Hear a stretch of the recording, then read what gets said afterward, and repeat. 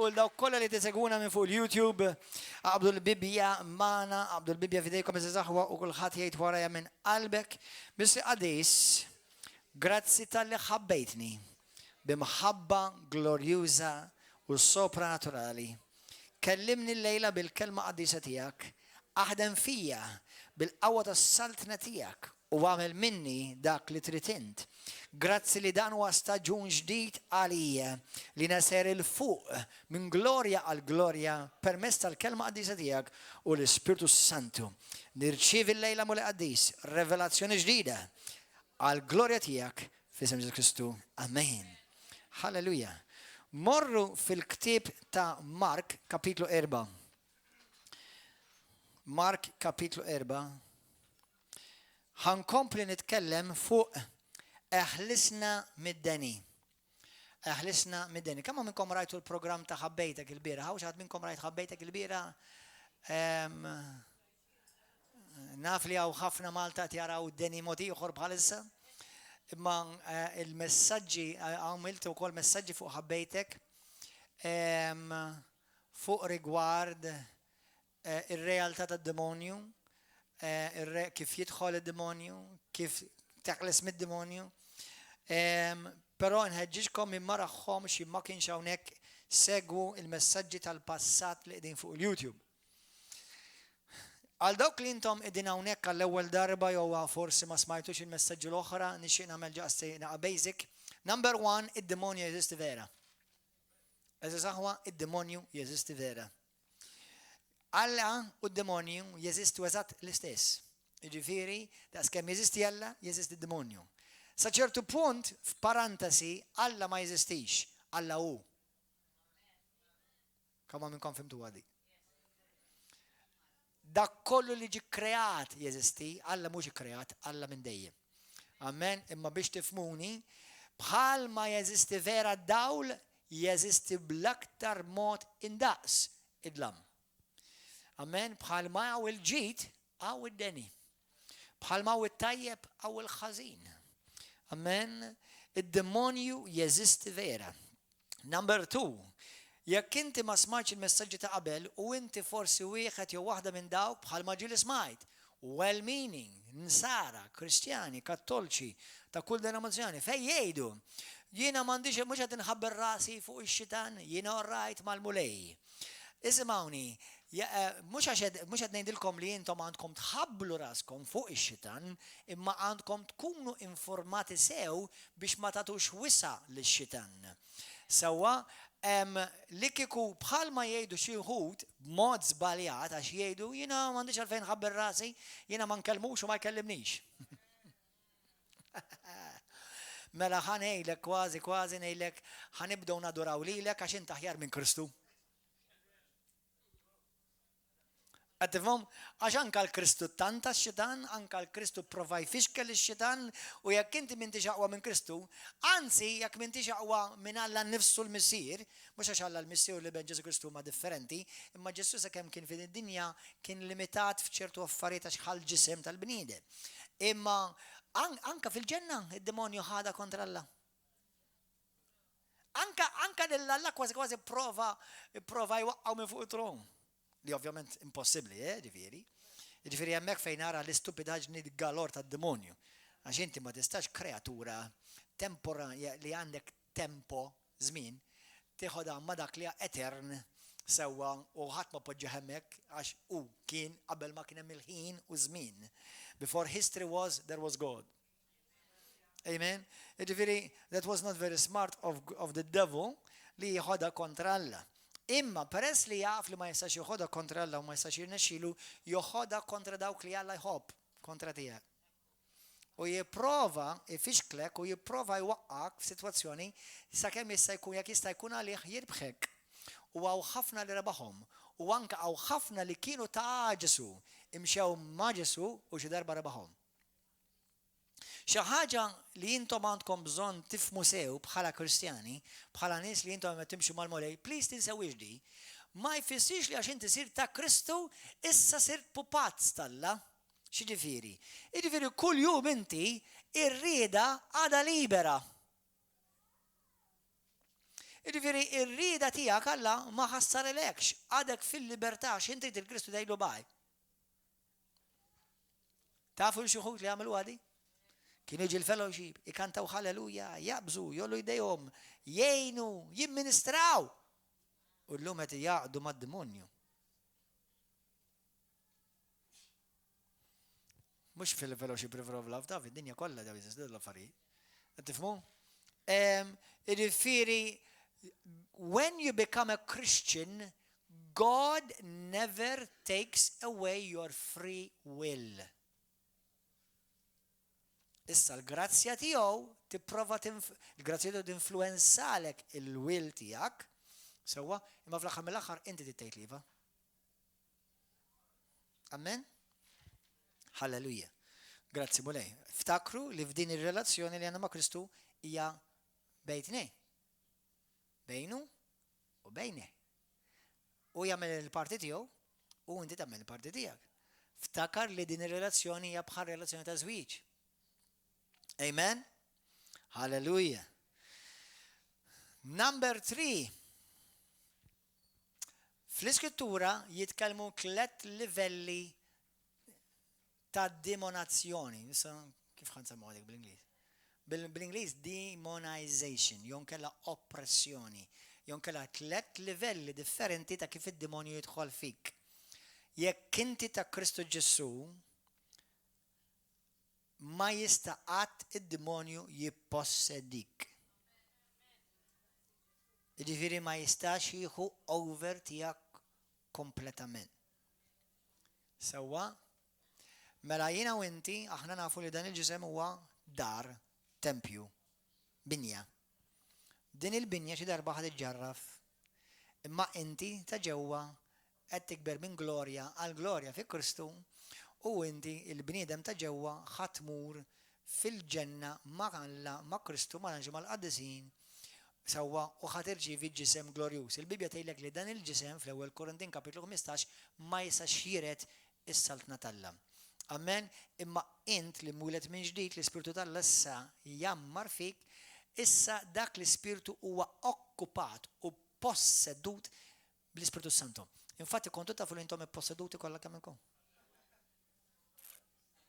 Tawax tiċċassa meta tara xi ħadd ippossedut bid-demonju, hawnhekk qed taraw mijiet ipposseduti bl-Ispirtu Santu.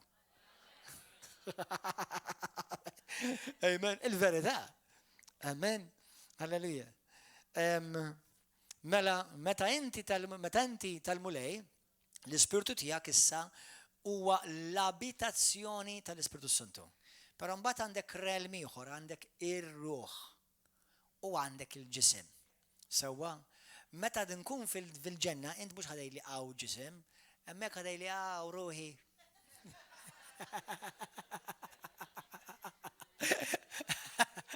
Fid-dinja biex ngħidlek għaw ġisem, sewwa.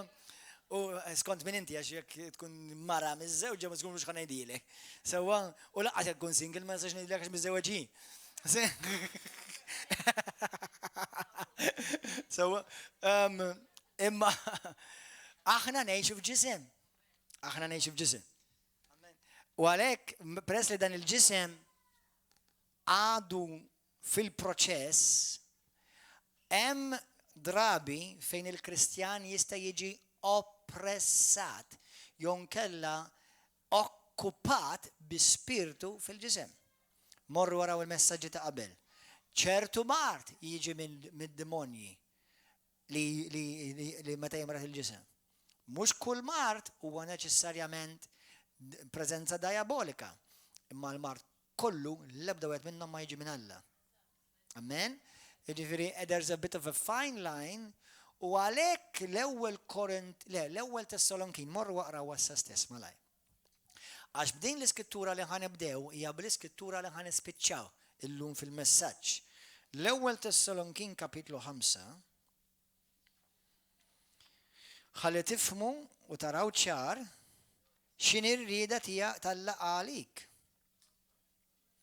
Ir-rieda tal-laqgħa għalik mhux biss inti li tkun mbierek spiritwalment, imma mbierek mentalment, jew nkella soulishly bl-Ingliż u fiżikament bil-Malti. L-ewwel Tessalonkin kapitlu 5 vers 23 tajtek. Alla taslim iqaddiskom f'kollox u jżomkom sħaħ mingħajr ma tkunu mit-tifsa. Ġifieri, xi tfisser mit-tifsa? Ġifieri ma tkunx immiss minn.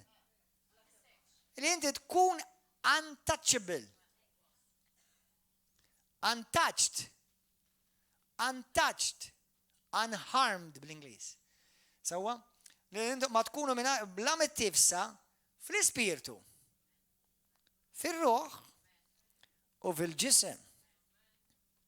Mela r-rida talla hija jixtieq li inti tkun qaddis, konsagrat, imbierek spiritualment fir-ruħ għax aħna fil-Malti, fil-lingwa Maltija m'għandniex kelma għandna spiritualment, ma mbagħad ma jgħidux ruħament. Ara bl-Ingliż jgħid spiritually, soulishly and physically. Imma bil-Malti fil-spirtu dik il-kelma numa, fir-ruħ dik il-kelma suke u fil-ġisem il-kelma sumo. U għalhekk jgħidulhom sumo wrestlers. Ma kombinazzjoni vera sumo jisumo. Anyway, mela r-rida talla hija li inti tkun qaddis, ikkonsagrat, iddedikat fil-spirtu, fil-ruħ, fil-ġisem. Allura inti tista' tkun imqaddes fil-spirtu, jekk inti mwieled miġiet imqaddes fil-spirtu. Imma fil-ruħ u fil-ġisem le. Dak ġeneralment jissejjaħ Kristjan karnali. Imma jekk ikollok Kristjan karnali, sewwa ġifieri hemm ċans li qed iħalli bibien miftuħa fejn ix-xitan jiġi u jillendja. Il-bieraħ ħina fuq il-programm ta' ħabbejtek ġieni daħsib u għamiltu fuq it-television. Ġi l-ajruport, mhux l-ajruport, le l-ajruport ukoll.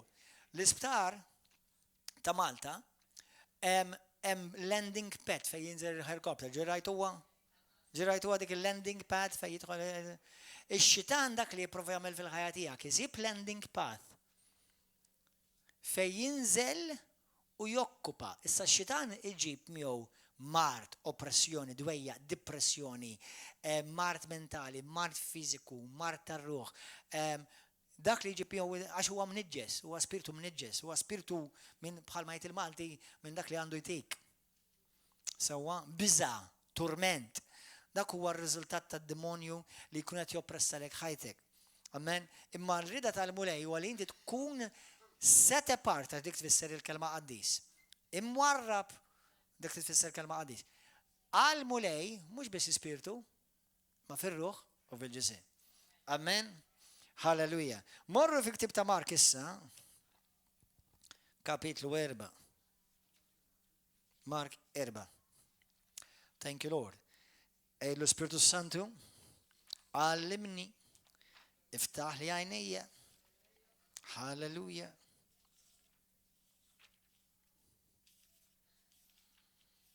Mark kapitlu 4. Ħanaqraw fil-iskrittura passaġġ fuq ladu. Illum ħanitkellem għax issa llum jiġi ir-raba' messaġġ għandekun jew il-ħames messaġġ. Kif inti jekk il-mulej ħelsek ma terġax lura għall-iskjavitu. Għall-iskjavitu. Waħda mill-frażijiet li ħanejt hija di. Whom you serve is whose slave you are.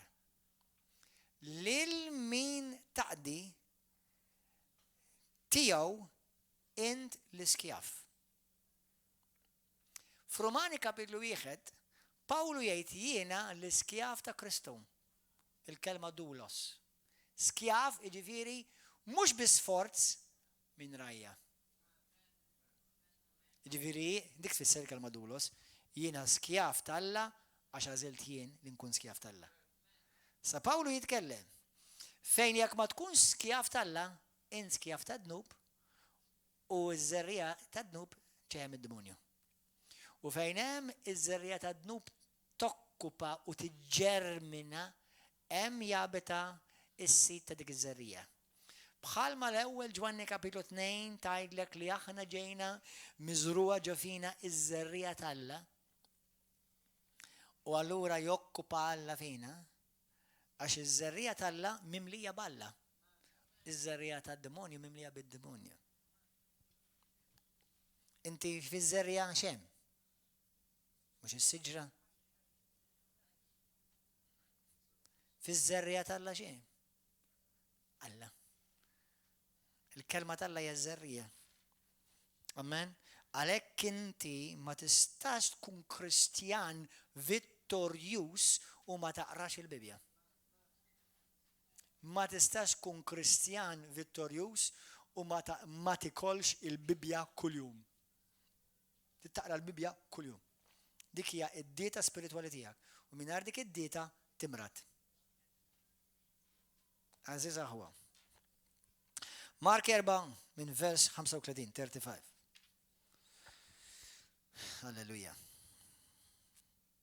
Dakinhar x'insar fil-għaxija għalilhom ejjew naqsmu għax-xatt ieħor. Ħallew in-nies u ħaduh magħhom kif kien fid-dajsa. U marru miegħu dajjes oħra. U qam riefnu kbir u l-mewġ beda tila għal ġoddajsa. Hekk li kienet ġa bdiet timtela bl-ilma. U kien fil-poppa, riqet fuq l-imħadda. Għajmuh u qalulu, Ma'allem, dan qisu mhux xejn għalik li aħna se nintilfu. Imbagħad qam, ordna lir-riħ u qal lill-baħar, iskot biżżejjed. U r-riħ waqaf u waqgħet kalma kbira. U qalilhom, dal-biża' kollu għalfejn. Mela m'għandkomx fidi u qabadhom biża' kbira u bdew jgħidu lil xulxin. Dan minnu? Mela biex saħansitra r-riħ u l-baħar jisimgħu minnu. Dan ir-riħ u dan il-mewġ kien ġej imqanqal minn Alla? Le! Kieku kien minn Alla u Ġesu waqfu, kieku Ġesu qed jaħdem kontra l-ridda tal-Alla. Qed tifhmu? Dan il-mewġ u dan ir-riħ ġie mqajjem biex jagħmel, biex jipprova joqtolhom dawk in-nies u jarraqhom. Jiena naħseb isimgħu sew aħwa, ma naħsibx li kien daqsxejn xi żiff ar-riħ, speċjalment meta minn beża kienu mdorrijin fuq il-baħar.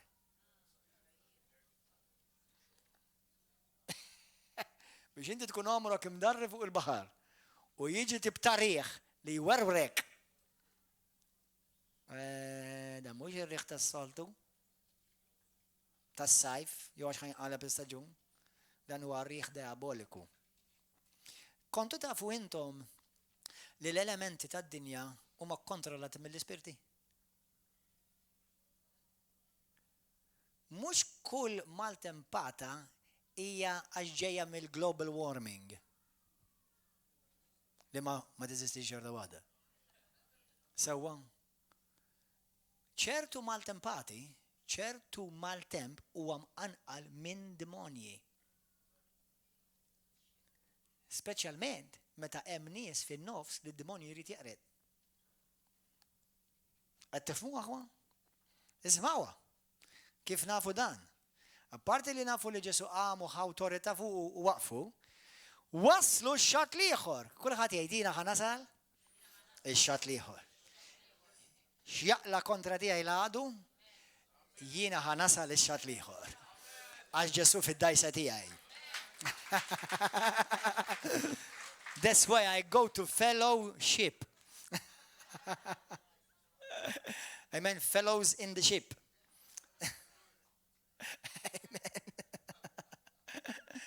Ġejda, jiena ħanasal, ix-xatt l-ieħor. Kemm minnkom għaddej minn xi maltempata bħalissa? Taqtax qalbek ħatasal ix-xatt l-ieħor. Halleluja. Anzi tidnejlek, tant jemmen li hemm xi ħaġa kbira lesta lik li qed jipprova jwaqfek qabel ma tasal, imma ħatasal. Halleluja, grazzi Ġesu. Gloria lil Mulej. waslu x-xatt ieħor tal-baħar u ġew fil-pajjiż ta' Ġerasin. Kif niżel mid-dajsa resaq fuq wieħed li ħareġ mill-oqbra. U kien maħkum minn spiritu ħażin. Dan kien jammar fl-oqbra u ħadd ma kien jista' jżommu marbut anqas b'katina. Għax bosta drabi laħqu rabtuh bixkiel u bil-ktajjen u hu kien jaqsam il-ktajjen u jkisser il-xkiel. U ħadd ma kellu l-ħila jżommu. Mela dar raġel ma kellu saħħa naturali. Da kellu saħħa paranormali. Lejl u nar kien il-ħin kollu joqgħod qalb l-oqbra. Qalb l-oqbra x'ikun hemm? Iġsma mejtin. Waħda mir-raġunijiet nemmen jien li Ġesu qal ħallu lil mejtin mal-mejtin għaliex Ġesu kien jaf prinċipju li ħafna well-meaning imma b'kull rispett ignoranti insara kattoliċi nkun kristjani ma jafux. Għaliex? Għax meta l-ispirtu tiegħek joħroġ inti ma tibqax l-addolorata.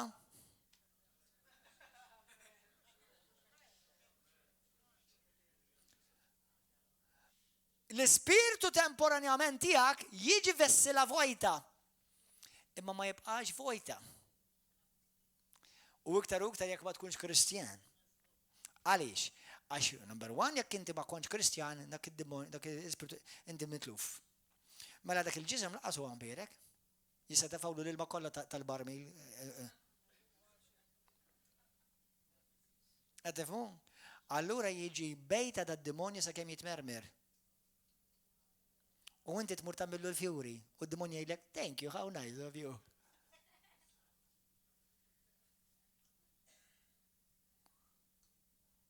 U għal dawk li għamlulhom ix-xemat, id-demonju qallek fidlam nara dajjeb.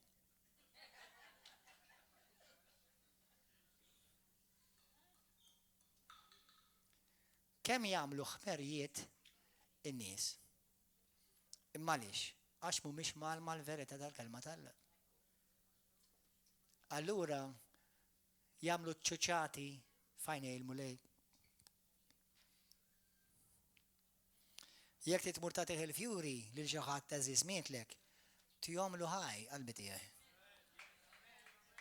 Amen. U jekk trid tgħinu fid-dawl, ħallaslu l-kont tad-dawl u tgħix kemm iħobbu. Għal dawk kollha li intom forsi xi darba tagħmlu lil fjuri, jew tagħmlu li xi lampa jew xi xema, tista' nibda ntikom il-kont tad-dawl u ħallsuli minn issa u tgħix kemm inħobbkom iktar. U nitlob għalikom minn issa.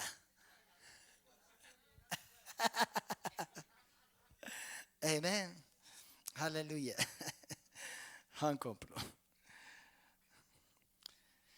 Mela, u kif lejl u nar kien il-ħin kollu joqgħod qalb l-oqbra jew fejn il-muntanji jixer u jqatta ġismu biżrar. Jqatta ġismu. Mela qed tifhmu x'kien jagħmlu d-demonju lil dal-povru ġisem? Kien jittorturah, jittormentaħ. Sewwa. Kif lemaħ lil Ġesu mill-bogħod, ġera lejh, inxtieħed fl-art qudiemu. Din hija xi ħaġa li tagħtik tama, speċjalment għal min mhux Kristjan.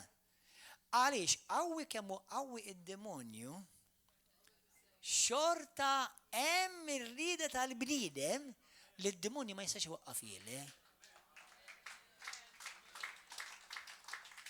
Ħanajdilkom għaliex. Għal dawk li nkom ilkom tiġu River of Love, id-demonju jaf li hawnhekk tex kemm il-darba jaqla fil-patata. Kemm il-darba keċċejnieh u għala xeba mill-Ispirtu Santu. Allura jkun jekk kien xejn wise, xejn ħallih jiġi jagħmel hawnhekk. Meta jaf li ħajaqla ġeba. Tidnejlek għaliex? Għax irrida dik il-persuna hija ħafna kbar mill-qawwa tad-demonju. Issa ma jinħelis tabli daqshekk, waħdu ma jinħelis, imma ma jistax iżommu milli jersaq lejn Alla. Qed tifhmu d-differenza? Għalhekk inti jiġu nisaw jew nkella nitolbu ma' nies li d-demonju kieku jiena d-demonju ma jippruvaw ta' ngħidilkom għax hawn ħafna nies li għandhom jiġu hawn u d-demonju tgħid kemm ifixkilhom milli jiġu. Sewwa, Imma fl-aħħar mill-aħħar ma tinejlek xa darba x'qal id-demonju li fitra. Kitib li jitra darba. Sealed with a kiss. Darba qalli. Għax darba kitib li d-demonju li vera. Kitib li vera, bis-serda ngħidlek mhux xajta. Kitib li wieħed fi sem id-demonju qalli jiena l-ċifru. Il-gżira, meta konna għadna l-gżira. Ma nafx hekk kien xi mur ta' stefarrata dak iż-żmien ukoll. Sewwa? Anyway, ma vera kitib li paġna ta' 5 paġni. U fl-aħħar irċiev firma Satana. It's okay, no problem. He's been beaten by me many times. Hallelujah. Thank you, Jesus. Hallelujah. And I say this only to the glory of God. Mux bil-qawwa ta' Gordon John Manche, bil-qawwa ta' Ġesu Kristu. Sewwa biex il-glorja ma tmur qatt tal-bniedem, imma l-mulej juża l-bniedem. Amen? Imma simani, waħda mill-affarijiet li qalli żewġ affarijiet li qed niftakar fihom issa. Number 1 kien qalli dal-kliem. Qalli l-Vanġelu qed jippritka inti ilu ma jipriġi jippritkat f'Malta minn mindu kien hawn l-Apostlu Pawlu. U t-tieni ħaġa li qalli, li kien mhux tiena waħda għax kien hemm elenku ta' affarijiet li qalli, u dax kemm jiġifieri prova jisħitni ma ġie. Sewwa, qalli jgħidilhom li jiena ma nagħmilhom ma nista' nġelhom jagħmlu xejn. Huma jażlu jidinbu mhux jiena. Issa dik nafa kon nafi. Li kieku jidneb id-demonju kieku Alla jikkondanna lid-demonju, għalhekk inti meta tiddependi Alla jikkondanna lilek. Allura fl-aħħar mill-aħħar jiena u inti f'xiġifieri ħatin ta' deċiżjonijiet tagħna. Aħna. U noġgħod tgħid the devil made me do it. No, he didn't make you do it. He tempted you and you chose to do it. U tantak u int għażilt tagħmlu. The devil has no power to make anyone do anything. Ix-xitan m'għandu qawwa iġieli l-ħadd jagħmel xejn imma jinfluwenzak. U jekk tqatta' ħin il-bot mill-mulej, tkun awtomatikament qed tagħmilha aktar viċin tiegħu. Mela x-xitan m'għandu l-ebda qawwa jagħmelek lilek jiġielek tagħmel xejn. Għalhekk kobdi lill-mulej, ħalli tkisser il-qawwa tiegħu fuq ħajtek. Ġagbu kapitlu 4 vers 7 jgħidlek. Is-sottometti lill-mulej. Ġifieri is-sottometti obdih għamel dak li jgħidlek hu. U x-xitan jaħrab. Mela minflok toqgħod tagħmel ġlieda boxing kuljum, obdi lill-mulej u laqas jisaj nisek.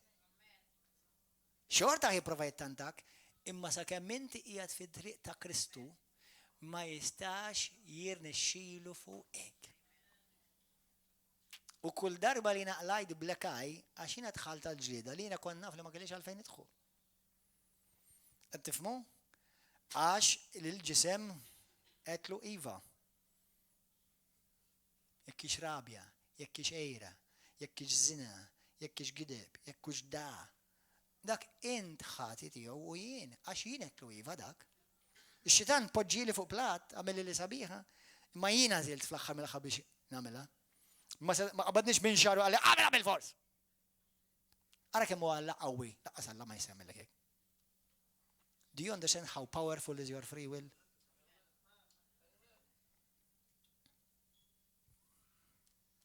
Kieku Alla jista' jagħmel hekk, mula għaddej saqbat il-Maltin kollha bin xarhom u dak li m'għandhomx fuq xarhom qabadhom minn taħt qajhom jew whatever minn taħt idejhom biex imkien u għamelu. Ma jistax jagħmel hekk. Ma jistax. You choose to do wrong and you choose to follow God. Kapiġ għawa?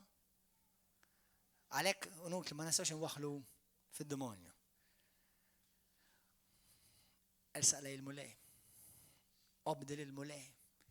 Obdi l-kelma talla. Is-sottometti lill-mulej. Ħaġa oħra li ħafna Kristjani ma jħodux pjaċir jisimgħuha, intom ħadu pjaċir jisimgħuha għax qed iddikjara fuqkom fi Ġesu Kristu stess. Tissottometti wkoll l-awtorità li Alla tistabbilixxi. Għax ma tistax teżerċita awtorità jekk m'intix taħt awtorità. Għax imbagħad tiġi awtorità illeġittima. And I'll give you another one for no extra charge. Ma tistax topera f'awtorità jekk ma tkunx taf il-qawwa tad-dem ta' Kristu. Għax kull awtorità fis-saltina ġiet moddija lilek la bil-qaddisin, la bil-patriarki, la bil-mambirek, la bil-xi relikwi tal-qaddisin mejtin. Sewa u minn xejn minn daw iċ-ċuċati ta' Ruma pagan u idolatru, l-unika awtorità li x-xitan jitteżżes qudiema hija d-dem ta' Ġesu Kristu, halleluja, u jibża. Amen. Halleluja. Għal dawk li ma ċabċabtu xikta, issa t-ġabċu wara. Mux għed ġabċu li għed ġabċu għal-glorja tal-mule. Amen. Għax li sem ta' Ġesu għandu l-qawwa, għalix, għax jem id-dem ta' Kristu ġim xerret. Għax intom kontu ta' full ħafna nis jisimom Ġesu. Greċja mimlin ismijiet Kristos. Tmur il-Messiko, eluf jisimom Jesus. Ma li bdaw jgħad minnom ix-xitan ma jadorom da. Ma l-moment li semmi li sem ta' Ġesu Kristu li bentalla l-ħaj meta jara fid-dem għaddis ta' Ġesu Kristu li mixaret id-demonju l-infen kollu jiteżżes u jitriet. U għaw ħaġa oħra. Għal dawk leżis kattolċi li Alla jħobb imma baqgħu ħafna jiddispeċina jillek ħadma jħu għalih ignoranti. U mux kompletament it-tortakom. Immissa t-tortakom għek t-tizmaw tibqaw ignoranti wara di. Sewa? Meta naraw ċertu well-meaning Catholics, fisem il-patriarka, fisem il-knisja, fisem il-papa Giovanni Paolo II, u x-xidan sereka. Taf xed tamillu? Kesksu. Mux tkeċċieħ, hemm differenza kbira. Many well-meaning sweet Catholics love to keskesu the devil.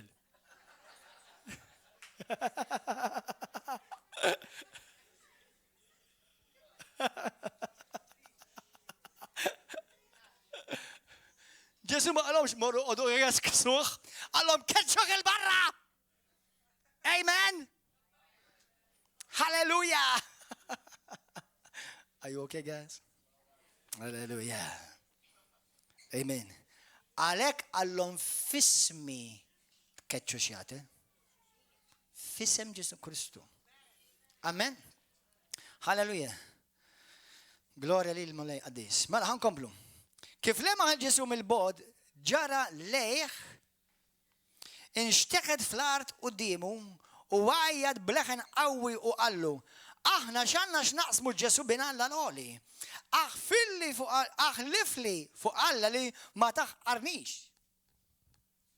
Għax kien qallu oħroġ ja spiritu ħażin minn dan il-bniedem. Imbagħad staqsih x'ismek. Kull jom mhux importanti, jismu biżejjed. Leġjon. Legion of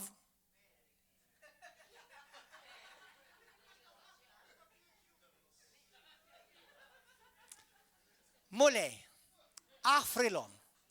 Għażgur laqqas għandhom ħil x'inhu ma jagħmlu.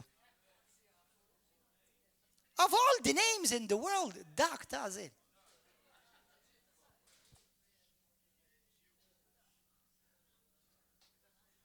Warda, fjura, leġjun.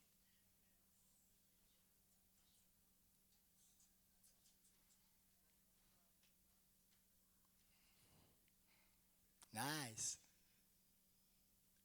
How many of you are understanding something?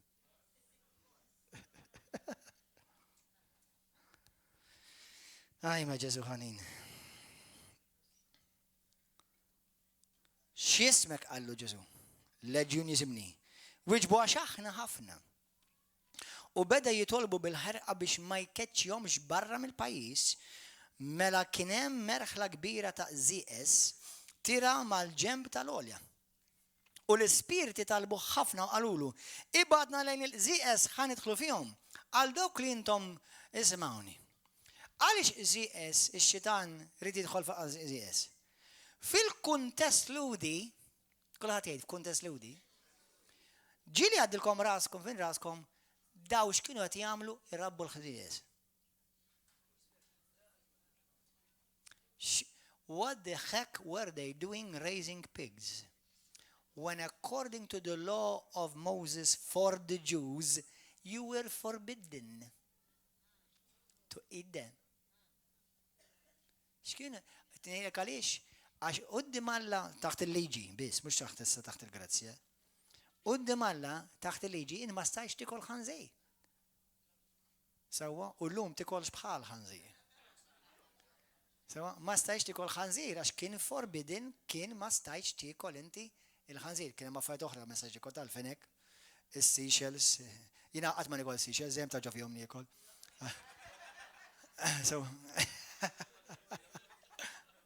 So, anyway, imma xi ħaġa interessanti, fajnejn il-lut il-ħanżir kien l-iktar bima maħmuġa. Allura profetikament id-demonji huma l-iktar ħaġa spiriti imniġsa daħlu bima maħmuġa li fajnejn Alla taħt il-liġi għal-lut biss, taħt il-patt il-qadim taħt il-liġi. Kienet bima mnibsa, kienet animali mniġġes. Sewwa, għalhekk setgħu, ara ma qallhomx pereżempju ħanidħlu f'dak iż-żiemel, jew ħanidħlu fil-qattus, jew fil-kelb. Sewwa, jew fiż-żebra.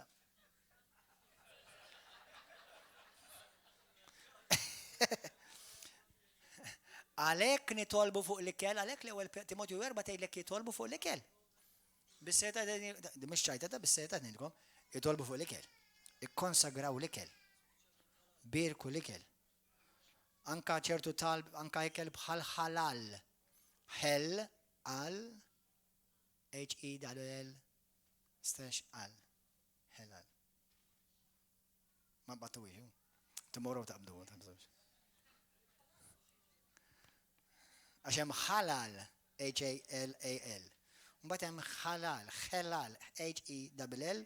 -al. Ma qabduwix. Give them revelation, Lord. Okay. U beda jitlobhom bil-ħerqa biex ma jkaċċjomx il-barra mela kien hemm merħla kbira ta' żiqes tira mal-ġemb tal-olja u l-ispirtu tal-buħ ħafna u qalulu. Ibadna lejn il-żiqes ħanidħlu fihom.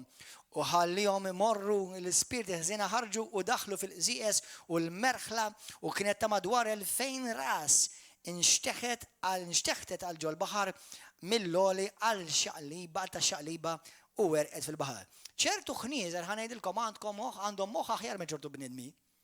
Għax ċertu bnedmin jisidnuhom id-demonji, il-ħanżir l-qazri jdu ġifier.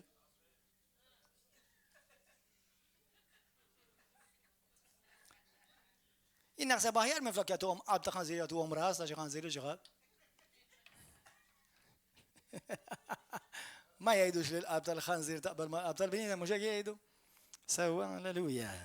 Ir-rajja tagħhom ħarbu u marru jxerdu l-aħbar mal-belt u l-siset u n-nies kollha marret tara x'ġara. Insomma, pratikament l-istorja tispiċċa li daw minn flok ferħu għax raw dal-miraklu kbir, beżaw u li Ġesu qalulu please aħroġ. Itlaq minnaw. Issa, xi ħaġa li rrid inkompli nitkellmu fuq għal-ġimgħa dieħlek kalla jrid. Hija li wis probabbli mill-iskrittura dawn kienu spiriti territorjali. Spiriti ta' dak it-territorju. Kienu daw li propja demonji li qajmu dik il-tempesta, ir-riħ u l-baħar imqalleb għax raw it-tmim tagħhom ġej, għax kien raw il-Messija ġej. Qed tifhmu? U xi kultant għalhekk inti jeżiż aħwa, xi kultant inti tkun il-mulej sejjaħlek biex tagħmel xi ħaġa. L-inferni kontra tiegħek u l-għadu jridek tiddubita ma vera Alla qalli. Stenna ftit hija.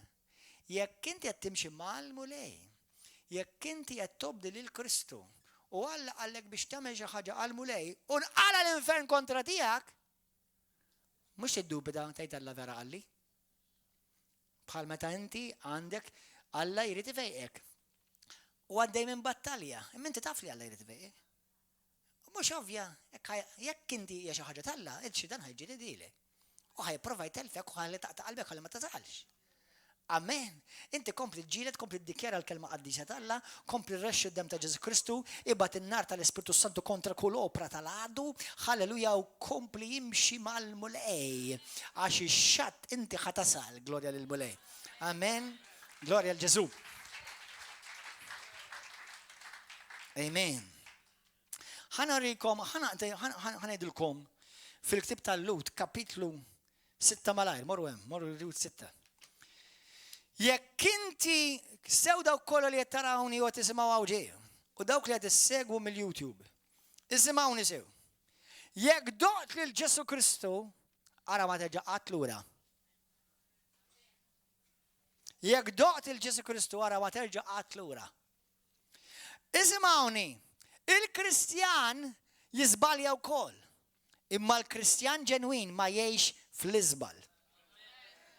Qed tifhmu d-differenza? Għaliex, Pawlu jgħidha ċara din, f'dan il-ġisem hemm battalja. L-ispirtu tiegħi ma jidnibx. Imma nidneb għax dan il-ġisem hemm il-qawwa tar-regola tad-dnuba da topera fih. Ma fl-ispirtu lex, l-ispirtu huwa ta' Kristu. Qed tifhmu? Allura xi kultant inti taqa' issa tiġġustifikax u tgħid mela ħanibqgħu issa la waqgħid. Le! Tifhem? Erġa' f'isem Ġesu Kristu. Amen. Ismawni xi kultant il-mulej ifakrek u jrid ifakrek il-lejla. Għax forsi inti waqajt u tgħidu issa fattarta, issa daqshekk. Le! Tgħid li pastor 1000 darbet l-mulej. Dak inti għal 1000 darba lih, għall-mulej darba biss. Għax kull darba jeklu sorry, mulej ħfilli, nesihom kollha. Inti qed iżomm il-kont, il-mulej mhuwiex. Din hija revelazzjoni li għalina hija tant hija kbira li hija miktuba fil-Bibja. Fejn il-Bibja tgħidlek l-mulej ħafillek issa ma tux iżomm il-kont kontra tiegħek. Imma inti għandek memorja aħjar minn Alla. U tibqa' tiftakara. U tibqa' tfakkar lilek innifsek tal x'għamilt il-bieraħ, x'għamilt dal-lejl, x'għamilt il-ġimgħa ilu. Indem. Itlob maħfra lill-mulej. U aċċetta dak li Alla qal, jiena naħfilek nubietek u ninsa id-nubiet kollha tiegħek u ma nibqax niftakarhom. Alla qed tifhmu? Ħalli għaliex għax inkellek tibqa' tiftakarhom, ix-xitan ħajjużahom biex jikkundannak, mhux Alla jikkundannak, id-demonju jikkundannak. Jew nkella l-Bibja tgħidlek fl-ewwel Ġwanni kapitlu 2 il-kuxjenza tiegħek tikkundannak. Jew nkella Gordon kapitlu 3 vers 5 jgħidlek il-mara tikkundannak. Jew ir-raġel. Imma l-mulej ma jikkundannakx. Amen, għax il-mulej huwa tajjeb u anka meta int għamilt il-froġa baqa' tajjeb. U anka inti meta int kissirt il-liġijiet kollha l-mulej baqa' tajjeb. U anka meta inti ċħadtu l-mulej baqa' tajjeb. U anka inti meta libti il-mulej baqa' tajjeb. Għax il-mulej ma jinbidilx għax jinbidiltin. Halleluja. Kulħadd jgħid. Dik hija l-grazzja. Ara jekk tiġħdu tgħidlu ma rridekx iktar. Mhux qed ngħidlek jekk ħafna darba jekk tgħidek din jekk ma ngħidha bla Maltija, kont titkessaħ. Imma jekk tiġħdu vera minn qalbek il-Bibja tgħidlek jekk inti tiżbalja, Alla jibqa' fidil. Imma jekk tiġħdu. Imbagħad jiġħdek. Mhux għalhekk jekk tidneb, jekk tiġħdu, jekk tirriġettaħ. Sewwa? Tieni Timotej kapitlu 2 vers 12-13. Jekk tirreġettaħ. Aħwa, fuq xaraban kont bil-qeda fuq penil. Ma wieħed li pubblikament, sfortunatament li ħataq l-istorja ta' Omru fuq di Malta, irreġetta l-Kristu pubblikament. Dak xi darba u qal, kien Kristjan xi darba. Issa, min jgħid imma dak mhux vera kien Kristjan. Jalla. Lew. Għatifmu? Le, għax fil-Bibja hemm nies li rreġettaw il-Kristu. Bdew miegħu u rreġettaw. Nerġa' nibda u ħanispiċċa b'dak li ħanibda. Bdejna. Ir-rida tiegħek tibqa' libera sal-aħħar minuta tal-ħemew tiegħek. U ħanerġa' ngħidilkom għedtilkom xi tliet ġimgħat ilu. Oqgħodu attenti intom li intom anzjani. Għax rajt ħafna dal-aħħar anzjani li qed jitilfu l-boxla. ġifiri tliftu l-boxla. Ġifiri da għamel, jow jgħamlet zmin timxi mal-mulej. U issa għawada, jisa ma jridu xefu bil-mulej. Inta rajt issa li ħadaq besa l-eternita għati reġettak il-Kristu.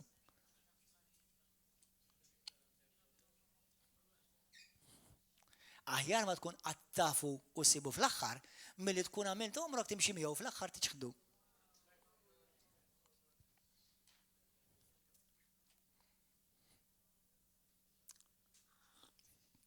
Hallelujah. Hebrews 6. Thank you, Holy Spirit. Would you please praise and worship team come and help me out, please, a bit. Hebrews 6. Lut kapitlu 6. Titħuħud beġi reħwa. Hallelujah, hallelujah, hallelujah. Isimaw ħanaqraħilkom malajr u għarbluwa sew dil-iskrittura.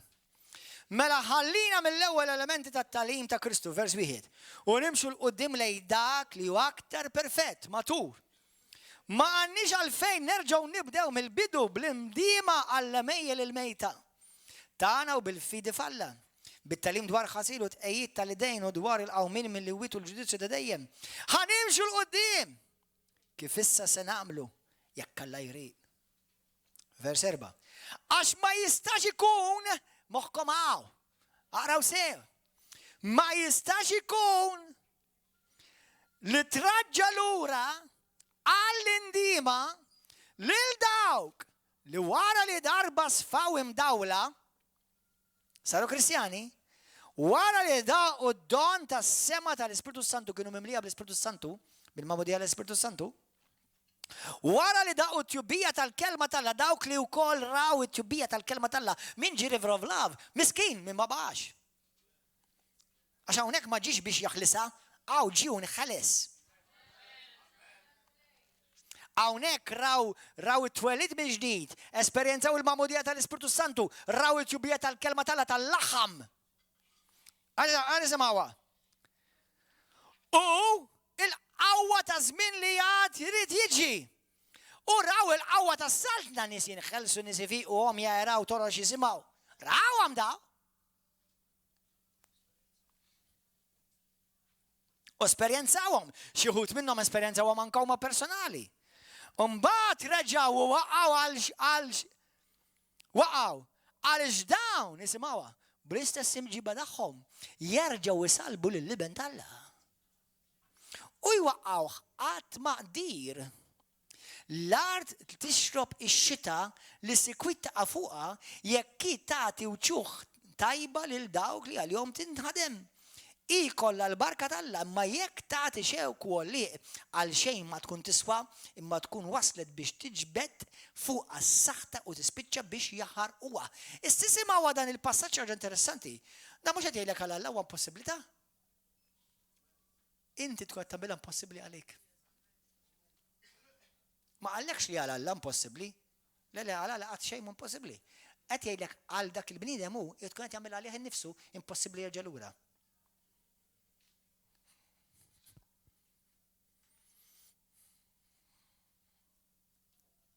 River of Love mill-inqas idin 5,000 ruħ. Imma mill-inqas 4,000 u fuqhom idin illum marqżiqis.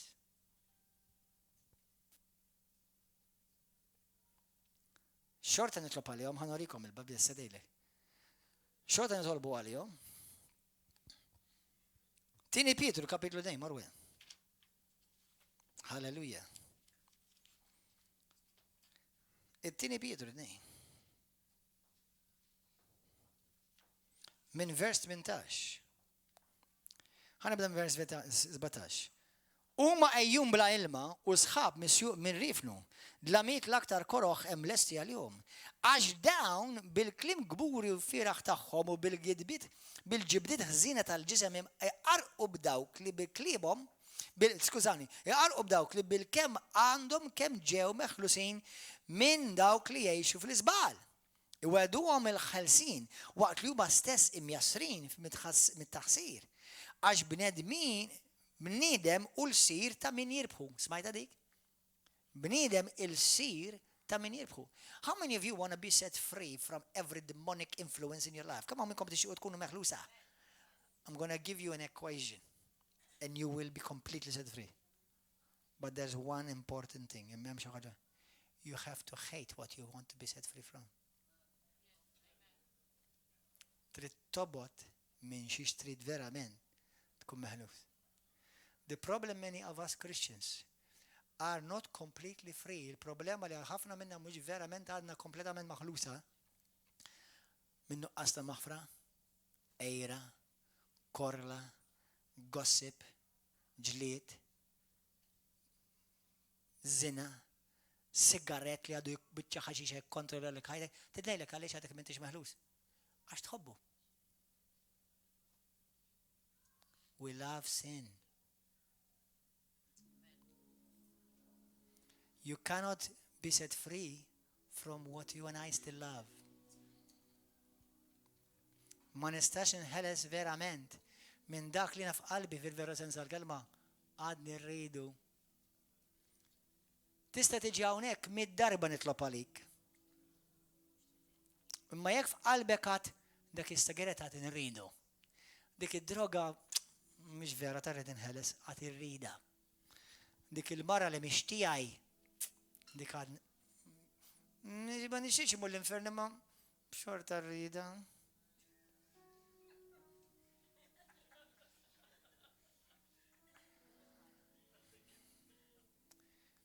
Brothers, you may fool me, but we will never fool God. Jiena tabbalalu li jiena nitlob fuq xorta.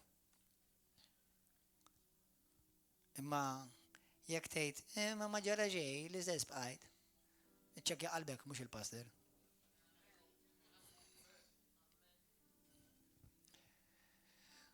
Jiena jekk għad nħobba droga, jekk jiena għad nħobba nubiet l u jiddispeċini naf. Jiddispeċini għalikom u jiddispeċini għalija. Għax ċertu dnub huwa pjaċevoli. Certain sin is pleasurable. The Bible says that.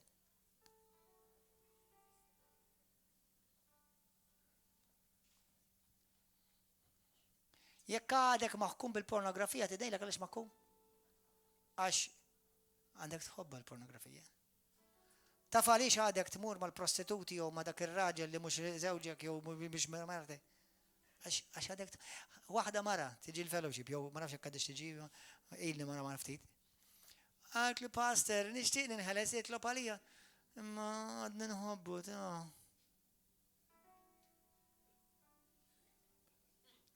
toħroġ tikkorna mara miż-żewġ oħra u qed torqod mar-raġel tagħha u tiġi l-fellowship riveru vlar.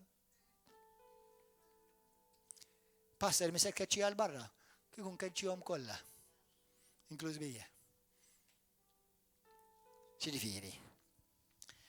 Għaxina u inti hawnhekk number 1 huwa sptar. Imma number 2 inti taf anke meta tmur sptar għall-kura.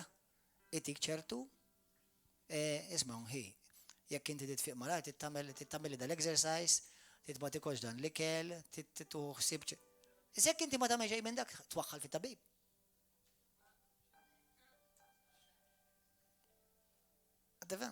Da bħal meta naf il-xaħat li mit bil-kankru.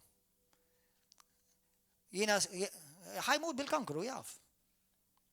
Sawa, għalli jina naf li t-torti għaj. Għaxina konti mwissi, u t-tabib għalli, u vessuni li jekina għankompli mbejjed, imma ma xtaqx inni għafim mbejjed, għax ma nistax nħobbu, mdorri. We've been friends for a long time. Għan irgħom aħwa l-lejla, għan tolbu talba. Taf xie tolbu l-lejla l-mulej? Għallimni nobot, dak li tobotin. Għallimni nħobb, dak li tħobbin.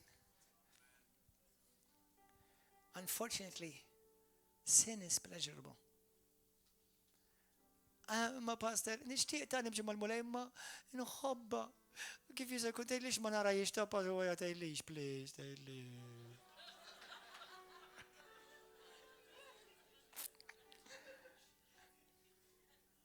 Il-bieraħ, l-ula tkellimna wieħed.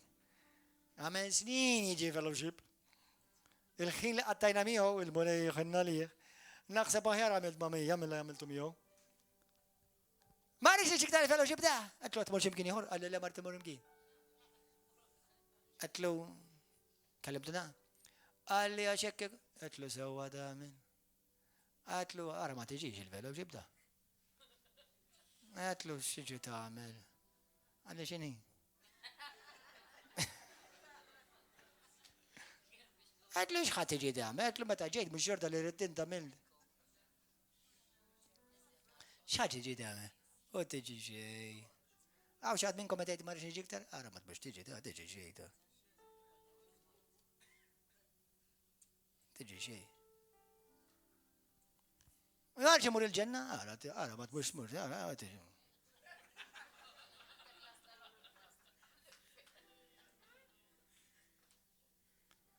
الجنة تزلة الانفيرن يازلكم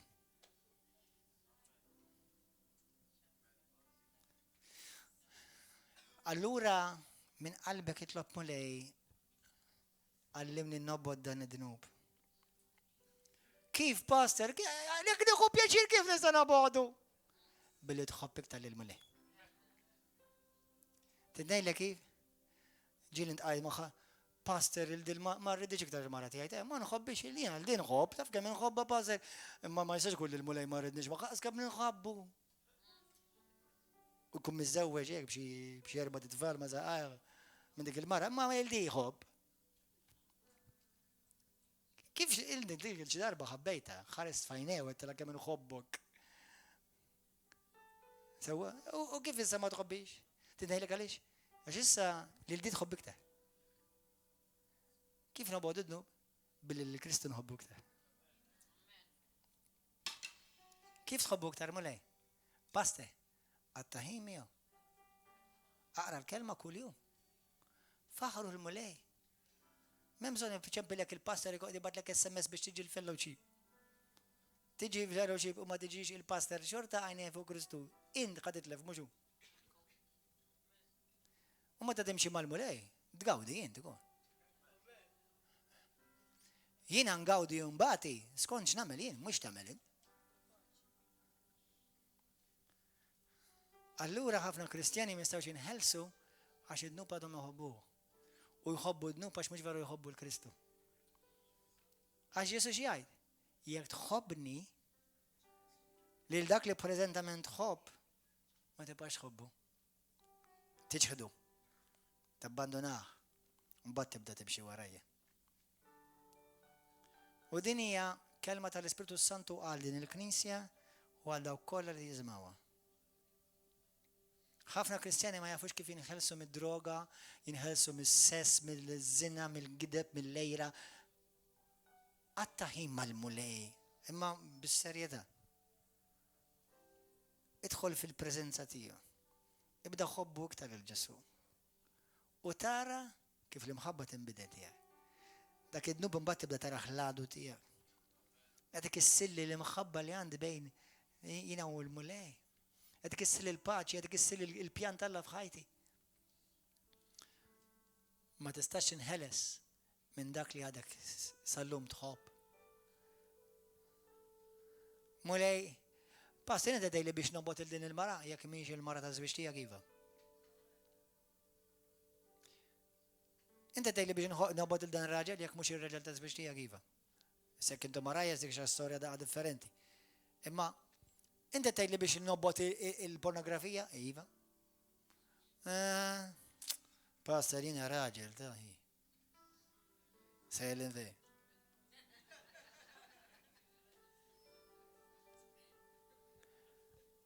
Id-dnub Kristu jaf li huwa jibes ta' għalhekk mitalik. Imma tagħna sitwazzjoni, tagħna risposta. U l-Pastor Gordon John ma xemx jitkellem għax jiena wasalt fil-perfezzjoni ta' fi Kristu perfett. Imma għax naf ir-riżultat ta' dnub. Ikkissillek il-paċi tiegħek. Ikkissillek l-imħabba tiegħek li inti għandek lejn Kristu. Joqtlok ftit ftit. Allura inti titġieled issa biex tibda tobbod. U tħobb iktar lil Kristu.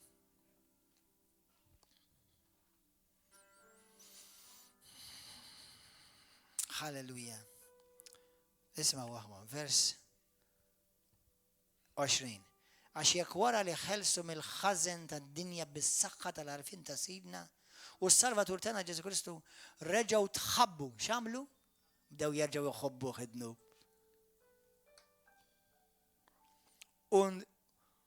U ntrebħu minnu il-qawwa tagħhom, il-qagħda tagħhom tal-aħħar se tkun ilhom qar minn tal-ewwel. Kienu kun aħjar għalihom, kienu kun aħjar għalija, Gordon ġemmaġe, moħħok li ma għarfu qatt it-triq tas-sewwa milli wara li għarfuha reġgħu lura mill-kmandament imqaddes li nata lilhom u ġralhom kif tgħid is-sewwa l-proverbju. Il-kelb idu lura lej il-vomtu u r-remettar tiegħu. U l-ħanżira, smajtu għadi, il-maħsula titmijak fit-taqan.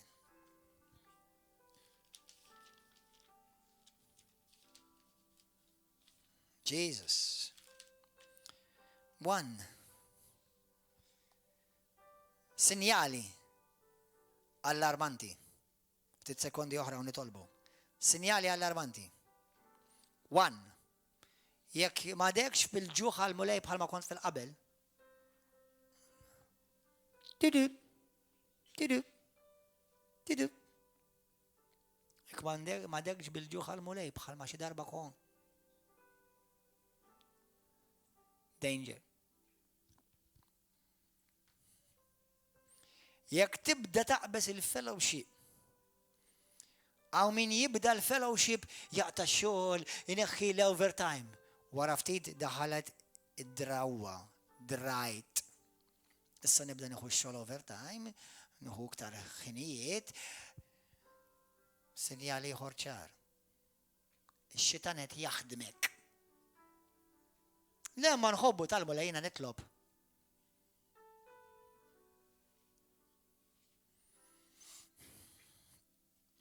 Tibda tgerger.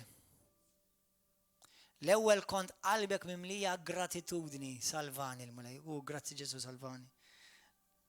Daqqa waħda meta tibda tibret, tibda tara difetti u tibda tgerger. You cannot grumble and be grateful at the same time. Tibda tgerger. Tibda number 5. Tibda issa tħalli ċirkustanzi jmexxu lilek milli inti tieħu awtorità fuq ċirkustanzi. Tibda tħossok ħażin titkellem fuq Ġesu qabel ħadd ma jista' jwaqfek. Issa ma nħossniex tajjeb ta' nitkellem fuq Ġesu. Issa sinjali allarmanti li reġa' se jellura li jirrimettar. Qabel kon nifqa' Facebook bil-praise and worship skritturi. Issa nisa, karozzi, daħ fiċ-ċajt, issa kemm abbejt illum, issa kemm qed nagħmel flus, issa xed ngħaddi bbaż, għax ħriġna dal-lejl fil-ħbib tagħna u men għaddejna bbaż. Għadda bbaż bik id-demonju. Qabel kont ħoġġiġanara l-mulej. L-imħabba tiegħek għall-mulej qed tibred. Qed tmut.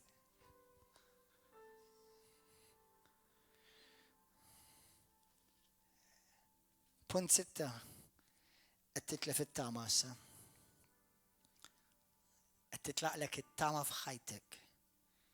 7. Qed tibda tħossok depress. Di għadwejja f'ħajtek. Ġejja oppressjoni fuq ħajtek, ġejja pressjoni. M'għandekx paċi. Indannat, il-ħin kollu indannat.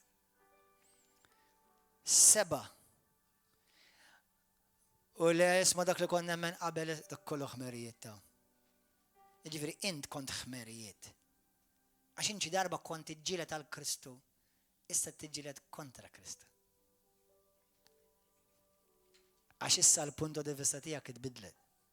Għax issa x-xitan qed jagħmik. U l-punt 8 ħakmek. Id-demonju ħakmek. That's it. It becomes impossible for you to come back. issir diffiċli għalik biex terġa' lura. Ħa naqralkom l-aħħar skrittura t-tieni Timotju 2. Għax għal Alla xejn mhuwa impossibbli. Għal bniedem iva. Imma għal Alla xejn. Imma nistgħu nitolbu għal dawn in-nies u Ġesu jgħidilna tista' titlob għalihom. Fit-tieni Timotju 2. L-Ispirtu tal-Mulej ta' waħwa. Irċievi glorja Mulej. Inħoss l-Ispirtu Santu qed jgħid li għidilhom dik l-istorja. Darba jiena ġieli għedtilkom hawn. Darba konna qed nitolbu hawn. U kont qed inħossni vera mtaqqal. Għax dnib kontra sidi. U l-għadu beda jtini bil-pon jikkondannani. U niftakar kontaw għal-kubtejja. U bdejt nħossni verament ħażin minix denju. Minix denju ninxandar il-Vangelu. Minix denju. U x-xitan jgħid li inti għaj bokritu. Aħar, inti ħatitlo bizza. Inti ħatburti briedga. U niftakar l-Ispirtu Santu jgħid li ibni. Xorta jibqajlek ibni. Għalli ftakar fid-dem ta' Kristu.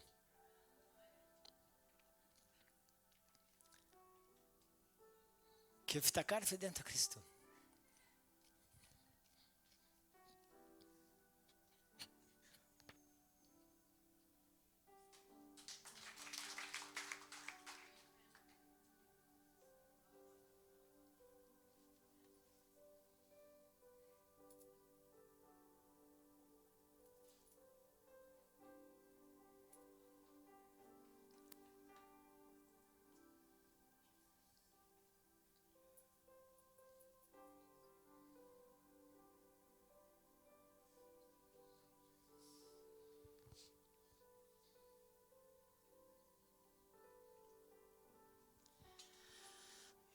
Kif il-Mulej fakkarni fid-dem tiegħu.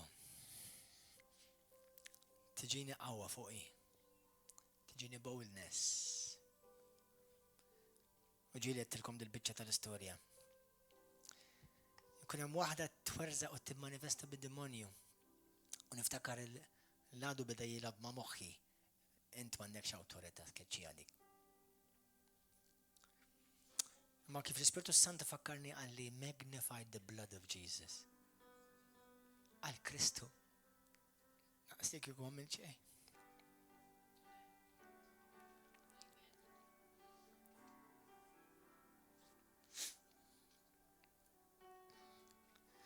U mor fuq dik tfajla. Li bdiet twerżaq bid-demonju.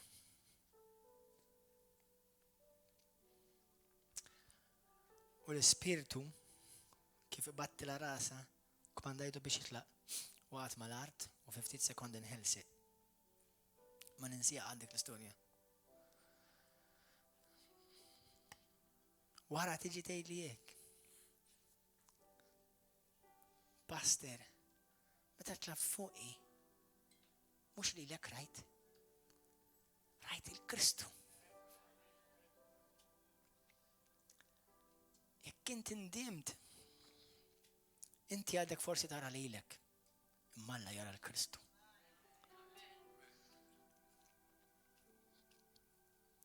Jekk inti ndimt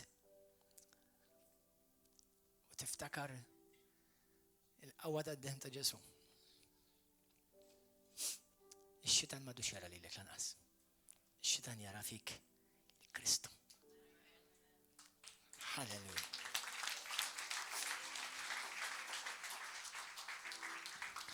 It-tieni Timotju, u wara dejħan nitolbu. Kapitlu 2, vers 25. Vers Iva. Jekk inti qed tara dan il-video qed tara dan il-messaġġ fuq YouTube. Ix-xitan jikkundannak. Irid joppressak. Irid ikkissrek. Il-Mulej irid jerfek. U sallum għadu jsejħlek ibni u għadu jsejħlek binti. Anka jekk il-bieraħ libt id-dinja. id-dem ta' Ġesu Kristu jagħmel kollox ġdid. U dak li jtik l-awtorità fuq id-demonju. Sew jekk inti ilek ġurnata fil-mulej, ġimgħa fil-mulej, sena fil-mulej, 20 sena fil-mulej jew seklu fil-mulej. Id-dem ta' Ġesu Kristu jagħtik l-awtorità. Vers 25. Halleluja. Dan huwa kliem. Widdeb bil-ħlewwa lil dawk li ma jaqblux miegħek. Għandu bnejn Alla jagħtihom l-indiema. Għandu bnej Alla jagħtihom l-indiema. Mhux huma minn rajhom. Hija grazzja minn Alla. Taf li meta bniedem jindem vera hija grazzja minn Alla. Taf li lejla inti jekk tindem vera hija grazzja minn Alla. U hekk jarfu l-verità u jiġi f'sensihom u jeħilsu mix-xbik tad-demonju tax-xitan li kien qabadhom taħt idejh biex jagħmlu li jritu. Imma temm tama jekk għandek bintek, ibnek, martek, żewġek, jekk taf ħbieb li tgħidli ma basta jiena kienu jimxu mal-mulej. Itlob il-mulej jagħtihom indiema. Għax jafu li d-demonju ikkapparhom. U huma ma jistgħux jarawha. Għalhekk titlob il-mulej jagħtihom l-indiema. Ejja mbaxxar rasna.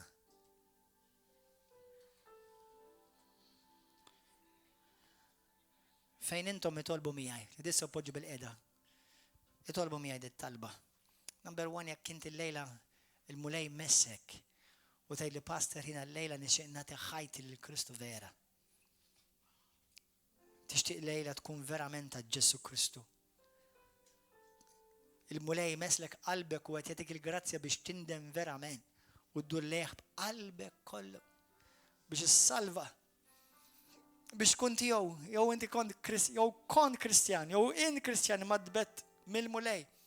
Tista' tbett kont tbett 100 mil Alla warajk qiegħed istenni. Kull m'għandek tagħmel itlob il-mulej. Għatini qalb indiema vera mulej. Allimni nobgħod dak li tobgħod int. Allimni nħobbok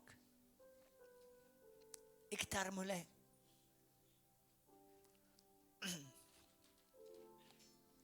Halleluja. Ħanet tolbu fimkien. Jekk hawn xi ħadd illejla jagħtik verament jibda ħajja ġdida ma' Ġesu. Jekk kien hemm dnub li ħakmek, vizzju li ħakmek, ixini xi ħaġa li ħakmetek il-Bibja tgħidlek lil dak li inti taqdi inti l-iskjav tiegħu. Illum jgħidlu mulej jiena llum irid inkun l-iskjav ta' Kristu. Ejdi talba warajja, missi qaddis kulħadd jgħidha, missi. Niġi quddiemek issa stess. Jiena minix denju mulej. Bis-saħħa tiegħi, bl-opri tiegħi, bil-ħila tiegħi. Minix denju mulej. Nsejjaħlek Missija. Imma int għamiltni denju. Għax id-dem li xerrit għalija ta' ibnek għażiż jagħmilni denju, jagħmilni ħieles, jagħmilni maħfur. Ġesu, nsejjaħlek Sidi, Salvatur ta' ħajti. Salvani mulej u eħlisni minn kull oppressjoni u influenza diabolika fil-ħajja tiegħi. Ma rrid inkun ikkontrollat b'xejn u bħadd mulej. Ħlifek biss. Ġesu, inti li bentalla l-ħaj. Salvani. Salvani verament. Spiritu, fil-ruħ u fil-ġisem. Mulej Ġesu, niddedika u nikkonsagra ħajti lilek mulej. Nikkonsagra l-Spiritu tiegħi. Nikkonsagra qalbi lilek Ġesu. Nikkonsagra ħsibijieti, immaġinazzjoni tiegħi. Nikkonsagra moħħi, l-emozzjonijiet kollha tiegħi. Nikkonsagrom lilek Ġesu. Mulej, natik ġismi, kull organu ġewwa fija biex dan il-ġisem ikkun imqaddes, ikkonsagrat għall-glorja tiegħek. Mulej jiena waħdi mina kapaċi għal xejn. Jiena waħdi dajjef, midne, skjav ta' dnub. Imma bis-saħħa tiegħek illum, bil-grazzja tiegħek li qed taħdem fija, illum naf inqum mulej fuq saqajja. U nemmen li millum il-qudiem nibda ħajja ġdida ta' ħelsien, ta' libertà, ta' paċi, ta' maħabba. Kisser minn ġo fija da kollu li mhux ġej minni.